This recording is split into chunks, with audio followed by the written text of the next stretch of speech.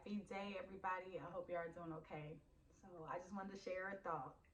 But I really wanted to speak to y'all about communication, healthy communication, being able to communicate your feelings, your needs. A lot of people grew up in homes, grew up in families, you couldn't communicate. You had bad examples of communication, and communication was difficult. It was not discussed, it get over it, move past it, never discussed, never healed, nothing. So I wanted to speak about that today because, I think a lot of situations, a lot of relationships can be mended, or they can, reconcile, or they can leave and part ways in the right way if things were communicated correctly in a healthy way.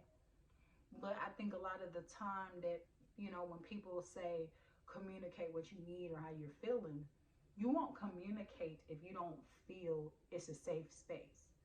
If it's not safe in that space of communication, you're not going to communicate what you need, how you're feeling. And I think definitely it's us working on ourselves, going within to understand that everyone gives off energy.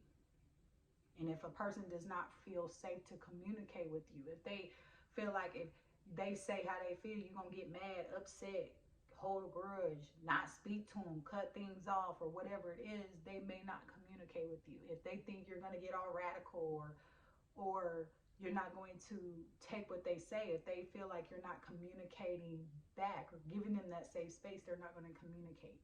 So communicating is very important, making sure that people have a safe space to communicate.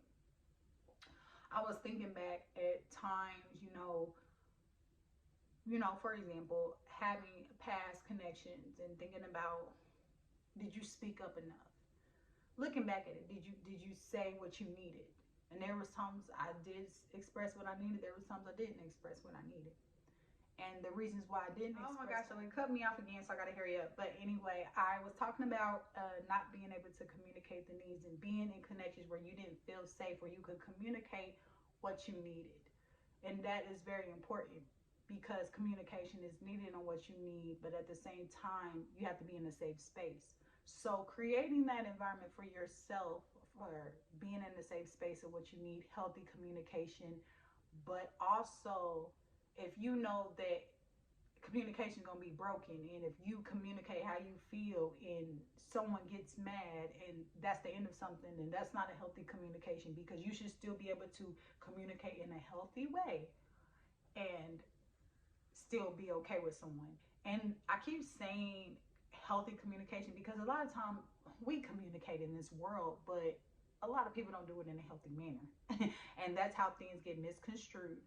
Connections fail, people fall out, people don't forgive, they don't reconcile because communication was not correct in the first place. So it's very important for you to build that trust with someone. In order for you to communicate healthy and correctly, you have to build trust with people. But if you're not building and nurturing connections with people, it's going to fail. Connections fail because bad communication is in place.